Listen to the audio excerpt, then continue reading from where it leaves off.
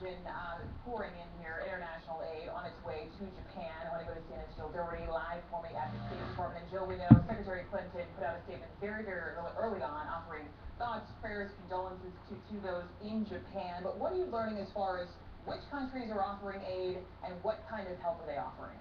Well, we have an entire list, actually, Brooke. There are 38 countries, and that includes things like the European Union. What specifically they're offering, some that are large countries like China, Russia, others are very small countries, Mongolia, for example. So some of it is just an offer.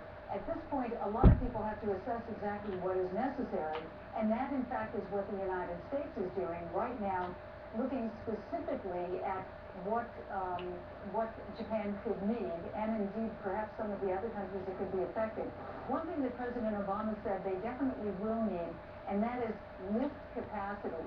This is the ability to lift very heavy vehicles and concrete and things like that to begin cleaning up the infrastructure once all this is over. So that is what the U.S. can offer. More immediately, though, the USAID here at the State Department is sending out DART teams. Those are disaster assistance relief teams, and they're usually composed, in fact, of 72 people.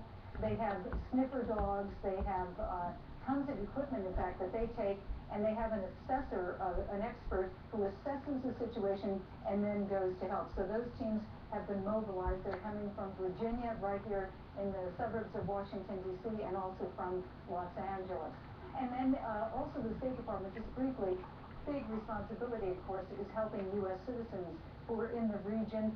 And they have a 24/7 team, which they mobilized early this morning.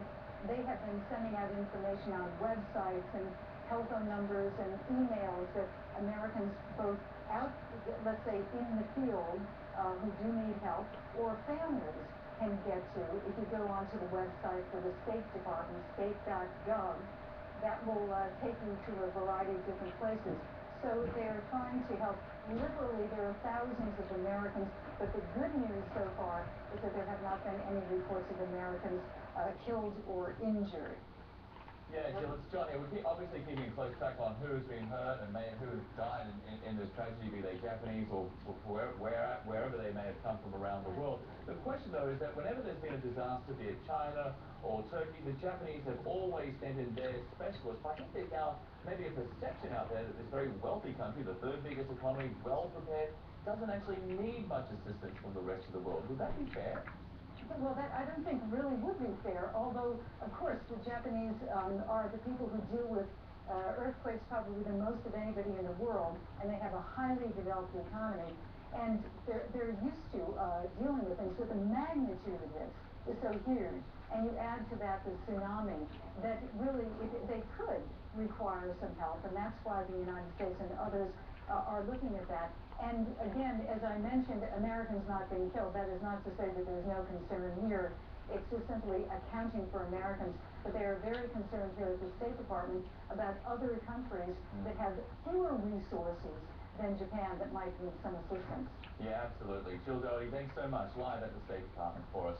And we have some new information just coming in to us. 4 trains have lost contact with the East Japan Rail Company. They were last seen running along the eastern coastline. Now, there is a concern that those people are unaccounted for. That will obviously send the death toll up much higher. We know that the death toll will surely rise with daylight savings over Japan in the next 30 minutes or so, and this rescue operation gets into full swing.